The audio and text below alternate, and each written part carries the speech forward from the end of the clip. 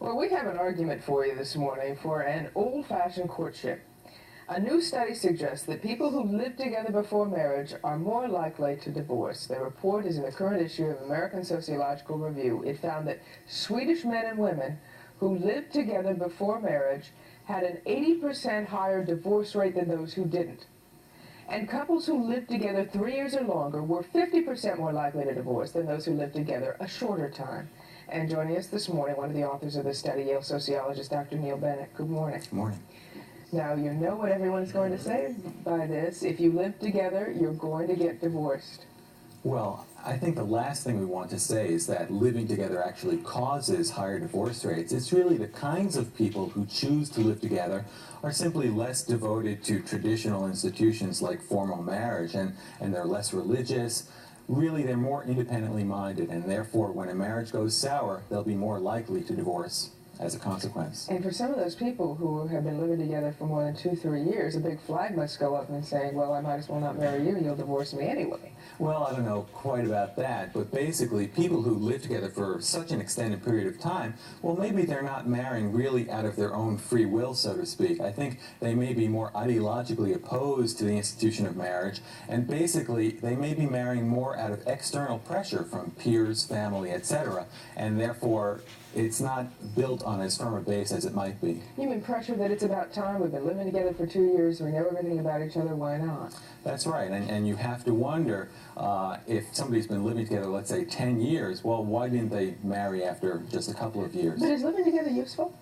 Well, I think it's very useful. I think we can say it's only logical to think that people who live together get a better chance of seeing the 24-hour person in their relationship. They can sort out the bad apples, so to speak, and really see if they can put up with those idiosyncrasies of their partners for a lifetime. I understand you're engaged to be married. This is true. This is true. Did you live with her before? Well, you know, Kathleen, I think your audience would be a lot more interested in your private life than mine.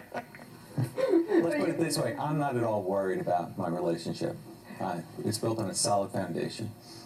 You know, it's funny how you're a sociologist and you're doing something that affects your life, actually. Have you decided, that you had to get married after a certain time when you saw that study coming in? No, not at all. It took its natural course. You did another study a couple years ago that it was very well published and got a lot of press, talking about the chances of women over 30 getting married deteriorating as they got older.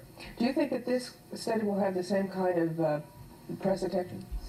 I don't think any study can have the same kind of press attention as that last one, and I'm very glad about it because that last study was widely misinterpreted by the press, and really the press made that study a vehicle to bash women over the head, saying, women, go home, take care of the kids, and don't pursue your careers because you're causing the demise of the American family. I don't think this study will get nearly that amount of press attention, and I'm really quite thankful for that.